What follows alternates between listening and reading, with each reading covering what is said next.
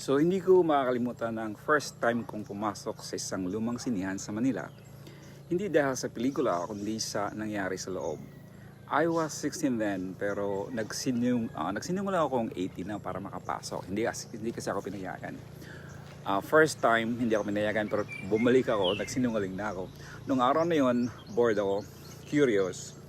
Parang may gumugulo sa isip ko at katawan. Narinig ko from some friends at sa mga chismis-chismis na may mga old cinema sa Manila na hindi lang basta pinapalabas ay pelikula kundi kalibugan.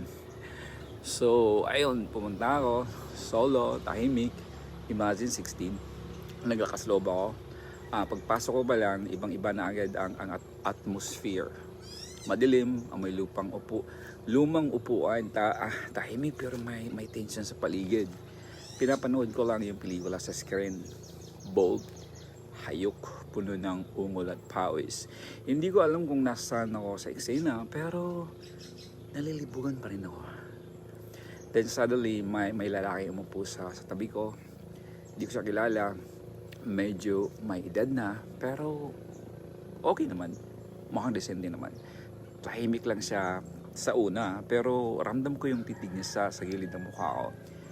Then he leaned closer. First time mo, no? Sabi niya, tinanong ko. Tapos sabi ko, siyempre, oo. Napangiti lang ako. Then he put his hands sa hita ko. Marahan, mainit, mapanghas. Hindi ko siya pinigilan.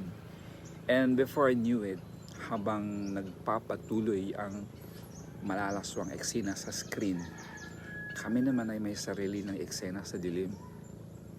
Hinawakan niya ako, sinubo, okay ba to sa YouTube, at napaungol ako sa sarap.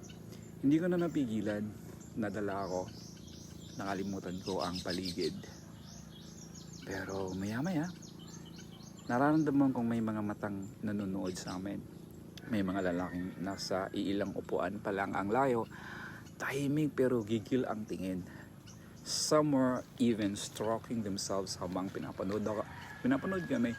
Nahiya ako bigla, natakot, tumayo at tumiretso ng CR. Pumasok ako sa cubicle, hingal, pawisan, nanginginig. I tried to clean up. Pero kahit sa banyo, hindi ako nakaligtas. Kasi may mga sumusunod pa rin, may sumisilip sa ilalim ng pinto. So ganun katindi talaga yung lugar na yon. And again, bata pa ako noon. Narinig ko sa labas, may nagsabi, narinig ko, grabe yung bata kanina, ang sarap, ang puti ng balat, swerte nung nakatsamba sa kanya. Tapos may narinig ako ulit na sabi, kung ako yun, di ko pa akawalan. Ay may isa pa, ang kinis ng puwet. Chong, nakita ko eh. So yun nakita nila. Lalo akong kilubudan.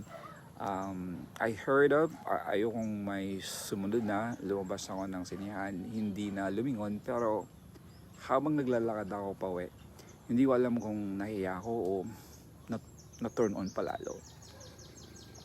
Basta isang bagay ang sigurado, hindi ko na makakalimutan ng first time kong nadali ng strangers sa lumang sinihan. At minsan, pag naalala ko yon, hindi may iwasan sumagi sa isip ko na balikan ang sinihan na yun. Thanks for watching.